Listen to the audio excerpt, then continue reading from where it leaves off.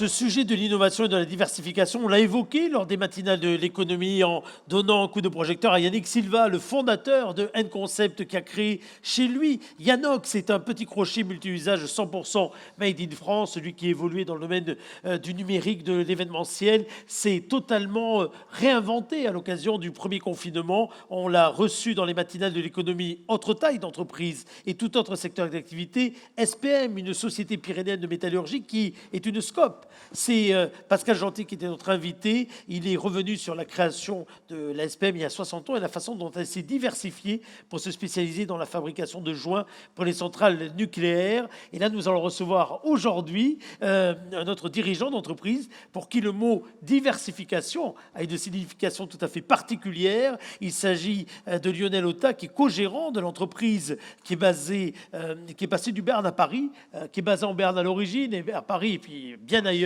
Il va nous raconter tout cela dans quelques instants. C'est le groupe Ota, Transport Levage. Moi, je suis content que vous tombiez avec Thierry Renard ici même parce que les deux que vous êtes des passionnés de rugby. Et alors, lorsqu'on est au stade du Hameau, il y a une petite voiture, vous savez, qui apporte toujours le ballon pour les pénalités en particulier. Cette voiture apporte le nom de l'entreprise qui est la vôtre. Donc, depuis déjà pas mal d'années d'ailleurs. Ah oui, tout à fait, tout à fait. C'est bien parce qu'on va parler avec vous tout à l'heure des gros volumes à transporter. Là, on ne peut pas dire que le ballon de rugby soit un gros volume. C'est clair. Thierry, l'innovation, la diversification, ça vous colle vraiment à la peau parce que lorsqu'on s'appelle Total et qu'on a le savoir-faire qui est le vôtre dans les énergies fossiles, aujourd'hui, non pas on le laisse de côté, mais en tout cas, on met également le projecteur sur toutes les autres énergies dans lesquelles vous voulez vous illustrer. On ne va pas renier les énergies fossiles. Sur le Béarn, on va fêter cette année les 70 ans de la découverte de Lac. C'est vrai. Et si Lac a existé, c'était grâce à l'innovation effectivement des précurseurs qui avaient mis au point des techniques d'exploitation d'un gisement qui étaient réputées inexploitables. Donc, sans parler de survie, la naissance, ça ne me rajeunit pas parce que je me souviens que vous et moi, on a fêté les 60 ans. Exactement. Pas les 70 ans. Voilà, c'est ça. Et donc, il y a eu effectivement cette innovation. Le bassin de Lac, aujourd'hui, c'est un bassin qui est dynamique parce qu'il a su se diversifier. Et donc, Total, effectivement, a une vie parallèle au bassin de Lac. Et c'est vrai qu'on l'évoquait, Total, sur le bassin de Lac, entre les projets photovoltaïques, les projets de biogaz, ça illustre parfaitement la nécessité pour un groupe comme Total de se diversifier, d'innover, pour assurer en quelque sorte sa survie, pas être un peu le Kodak du secteur énergétique et s'assurer effectivement d'une survie, d'un développement, d'une ambition de croissance sur ces nouvelles énergies dont le monde va avoir besoin demain. Je lis le résumé de l'interview que vous nous aviez accordée avec Bruno Robali. La survie passe par l'innovation et la diversification. Chez Ota, c'est plus que la survie, c'est la croissance, c'est le développement, c'est l'avenir même de l'entreprise qui est rythmé avec le mot diversification. C'est notre façon de pérenniser le groupe. Donc le groupe s'est construit sur les activités liées aux énergies fossiles. Ouais. On est au milieu des années 60 quand votre père a créé l'entreprise. En partie, on l'a développé sur cette même activité en région parisienne en 1985. Ouais.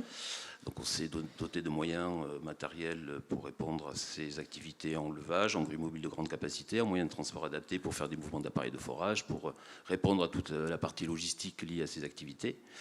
Et effectivement, ces mouvements d'appareils de forage liés à la production d'huile, on est venu peu à peu à les déplacer pour faire de la géothermie en région parisienne.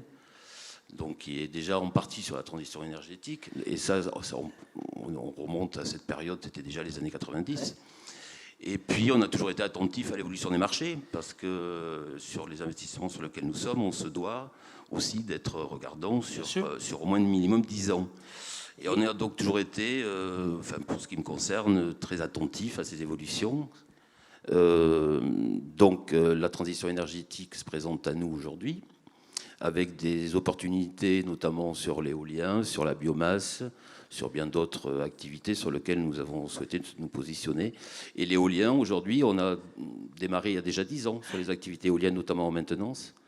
Aujourd'hui, on a fait l'acquisition par croissance externe d'une entreprise qui est à Tours et Châtellerault, qui avait une grosse activité liée à ce secteur. Et nous pouvons aujourd'hui répondre à la construction avec des machines de très très grande capacité, parce qu'on a la plus grosse machine en France aujourd'hui, qui est une 800 tonnes treillis chenille, qui vous permet de monter des gearbox de 70 tonnes à 120 mètres de haut. Ce qui est Ouais, on a déjà vu les intéressant. images, on a vu les images tout à l'heure, c'est impressionnant. Ouais, puis c'est assez passionnant. Enfin, déjà, il faut aimer ce métier, c'est le cas pour Marcel et moi-même. Donc, on est très engagés. Et encore une fois, c'est une façon aussi de pérenniser l'entreprise dans sa durée. Voilà. Vous êtes également, vous avez été retenu pour de super chantiers, comme par exemple celui du Grand Paris Express, là, celui Entre autour autres, des, oui, on des n'est pas les 200 seuls. km de nouvelles lignes automatiques. Vous n'êtes pas les seuls. On mais- n'est pas les seuls, non, à Paris, il y a un peu de monde. Mais effectivement, on y est présent. Ben, encore une fois, notre présence parisienne des années 85 nous a ouvert des opportunités incroyables. Donc sur ce secteur éolien aujourd'hui. Toute notre démarche QHSE aussi nous porte, grâce aux activités liées aux énergies fossiles, Ouais. Total notamment. On est évidemment présent sur le secteur avec Teréga, sur Sobeji. On est dans le BTP à Paris. Bon, on est sur la téléphonie, sur le déploiement de la 5G sur Paris, qui est une très grosse activité aujourd'hui. On a une répartition géographique sur la Normandie, sur l'Île-de-France, le centre. Il y a 12 agences aujourd'hui chez OTA. Nouvelle-Aquitaine évidemment, Occitanie et 12 agences donc sur lesquelles on retrouve ces équipements. Donc on a souhaité se positionner aussi sur le centre et par l'acquisition de MCM, c'est par une croissance externe pour se rapprocher justement des activités éoliennes et être au cœur et au plus proche des opérations. Voilà. Vous avez très bien résumé cette véritable épopée familiale, on peut le dire. Ouais, d'ailleurs, hein. ouais, c'est vrai. Enfin, moi, j'ai pas assez de recul sur ce point, mais je pense que quand on est 350 personnes aujourd'hui, c'est vrai que quand j'ai commencé en 25 ans en Seine-et-Marne, où je suis monté, quand mon père a créé l'agence, j'avais 2 grues. Marcel était à Pau avec maman. On avait, je crois qu'il y avait une vingtaine d'ensemble.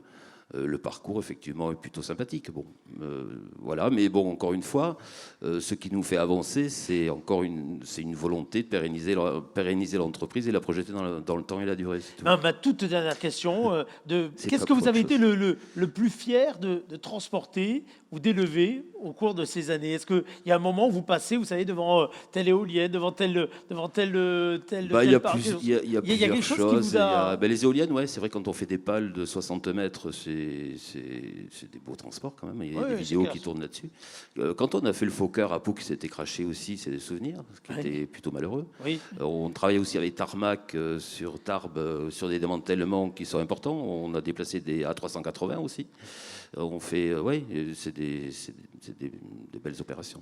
Vous me faites la transition tout à l'heure. Reste avec nous tous les deux quelques instants, parce qu'un secteur dont on n'a pas encore parlé ce soir, si vous êtes observateur, c'est l'aéronautique. Et pour nous parler d'aéronautique, nous avons voulu, avec Bruno Robali, qui va me rejoindre ici même, contacter Thierry Ormirande. C'est le président de l'UMM Adour Atlantique, le principal groupement et syndicat dans le domaine. Et je crois qu'il est en liaison avec nous pour parler aéronautique. Et je dis ça parce que je voulais que cette séquence suive la vôtre, parce que vous en avez transporté, oui, en effet, Oui, tout à fait. des engins. Plutôt pour les démanteler d'ailleurs. Oui, c'est vrai, certes, mais en tout cas en participant à la chaîne. L'ensemble ce soir des secteurs d'activité a montré à quel point, y compris lorsqu'il était touché de plein fouet dans les commandes, dans des situations de grandes difficultés, à quel point sur ce territoire il avait aussi des capacités de rebond.